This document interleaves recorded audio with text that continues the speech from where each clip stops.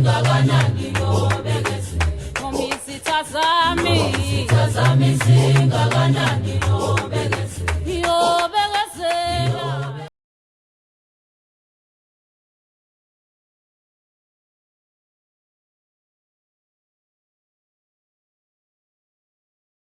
Konani ugogo Mseleku lo okhulumayo. Niyamazi-ke nani ugogo Mseleku kuphela ukuthi uma esefikile ezokhuluma nani zisuke zikhona lezi zinto ezisuke zibalulekile kusuke kufanele nizazi phela, njengokuthi zonke izinto uma uzozenza kufanele ukuthi uyazi. Qala uvane nje wazi into ozoyenza ungazange uze uyazizwa. Yonke into oyenzayo uyenza uyenze ngoba sewuvele sekukhona sewukuzwile ngako ukuthi cha ukuthi kuzasiza uma kwenzeka ukuthi. Nansi-ke indaba engizohlala kuyona namhlanje balandeli bami. Engizonitshela kona namhlanje, kukhona iy'nkinga ekuhamba njalo zibe khona ngesinye isikhathi. Hlasimbe ngiyelinganise njengokuthi mhlambe wena bewudinga umuthi mhlambe ozokusiza noma ozokugeza mhlambe igazi. Kodwa asiqali-ke lapho, kumele makube phambi kokuba mhlambe sizoqala sifune lowo muthi kumele siqale sithole izinto zokuthi mhlambe sizogeza kuqala igazi lethu sigezeke, bese kuzoba imande mhlambe sizoqala ukungena entweni ekuyiyona esizoyidinga.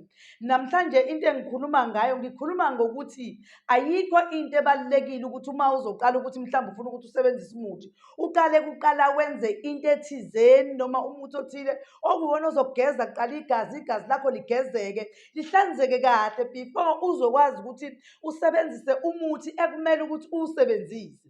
Indaba engizongena kuyona namhlanje, sinezinkinga eziningi singabantu. Khona abantu abaqala umuntu athi ufuna umuthi kuqala, uyabona? Nawe mhlambe ngokunganaki uthatha umuthi umuntu umnike, ngesikhathi umnika umuthi awuthathe umuntu awusebenzise, kanti lowo muthi mhlamba bedinga ukuthi before uthole aqala ahlambuluke yena, aqala ahlambuluke ageze abe clean. Kuyimande ezothola lo muntu ozokwazi ukuthi awusebenzise bese uqala iy'nkinga zakhe, bese kuthi usufika lo ebekade ufunela lento ebeyifunela yona, bese ufika wona usegezekile useclean.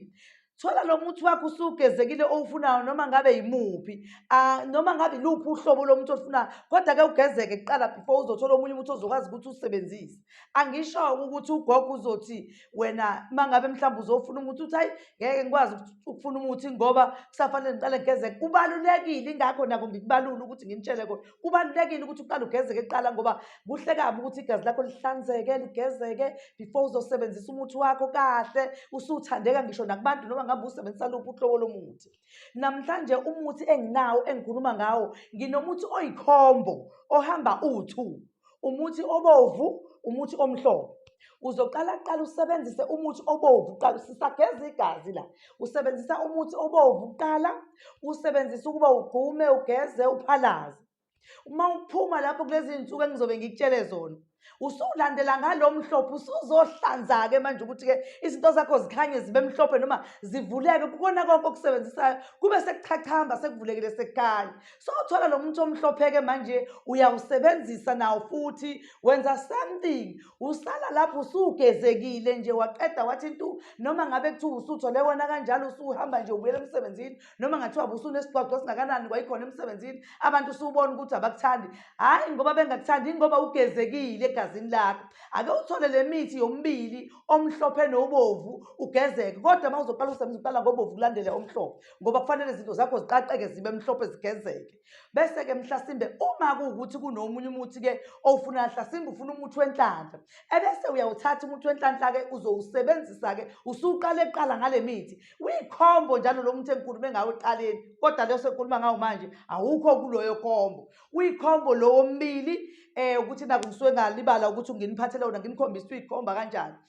Kodwa uma usufona ubuza ngizokutshela i-price ukuthi imalini. Njengamanje angeke ngikwazi ukumemezela ukuthi imalini ngoba siba nenkinga uma ukwayimemezela into umuntu ufuna kulokwane kwaba yilowo mali. Leyo nto ayibisanyuka ayikhuphuki, ufuna ihlala imile lapho. Ngifuna wena ufone uma kuwukuthi khona lokho okudingayo, noma wena uyadinga ukuthi ugezeke ube muhle uthathambe, uma ngabe uyinsizwa yakweni, uma ngabe ubaba, uma ngabe usisi. Thola-ke lo muthi-ke ozokugeza kuqala igazi lakho ligezeke libe lihle libe clean, uthandeke uma uyintombi ney'nsizwa nje zikumise endleleni kade ungamiswa ngoba yini usugezekile igazi lakho. Okulandelayo-ke uma usufuna-ke lo munye owufunayo noma ngabe ufuna luphi uhlobo lomuthi senizokwazi ukukusebenzela kahle ngoba vele usugezekile. Uyayizwa leyo nto, usugezekile, usu-right, abantu bayakuthanda noma ngabe kunebhizinisi lakho, mhlawumbe usebenzisa iy'ntwana zakho lapha ebhizinisini, kodwa wena usugezekile, uyathandeka. Umuntu uyazi ukuthi okay, ngisalapha kuNosipho, hayi ave kumnandi lapha kaNosipho, kanti usedonswa yini ukuthandeka kwakho nokugezeka kwakho kwegazi lakho. Nawe-ke lapho-ke ube usisi phela o-right uma ngabe usisi, uma ubhuti, uma ukhuluma nabantu ube uthandeka, ugezeke, ube muhle, ube clean. Kuze kuzothi ngisho nangaphezulu kwalezo zinto kukhona ngisho insipho okwazi ukuthi ugeze ngawo uqobo, nawe mhlawumbe kususa noma amathunzi, iy'chitho, yonke leyo nto uyakwazi ukuyithola. Futhi ngakwenzela ukuthi uthi cha gogo ngiyayifuna ikhombo, kodwa futhi ngiyayifuna nensipho. Konke kuzokwazi ukukusiza lokho, ngenzela ukuthi wazi, ngoba kubalulekile izinto ukuthi nizazi zonke ugogo asuke nazo nasuke ezobe eziphethe. Okubalulekile-ke futhi okunye ngifuna ukuthi nginazise kona,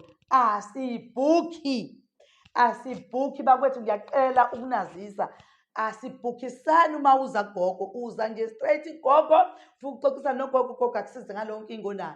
Asibhukhi, ungadlali umuntu athi kugcwele kuzobhukha ngoba sizokubekela indawo phambili. Cha, asibhukhisani. Akho mali oyikhokhayo ngokuthi uthi uzoqhutshezwa uyise phambili. Ningadlali abantu beniqambela amanga ngoba bebenibamba inkunzi befuna nibafakele imali.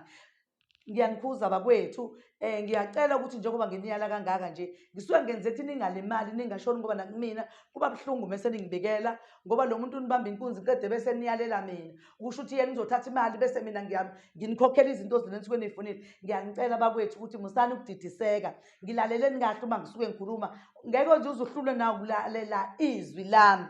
Yiloko nje bengithi anginazise kona bakwethu ukuthi-ke ngoLwesihlanu nangoMgqibelo sizobe sisegoli. Kusho ukuthi umhla ka-6 no-7 sizobe sisegoli. Uma uluzwe ilezo nsuku zombili kusho ukuthi usuluzekile ngoba ngesonto ngizobe ngingakwenye indawo, ngizobe ngingasekho lapha eGoli. Thokozani-ke bakwethu, ngiyanithanda kakhulu balandeli bami. Thokoza.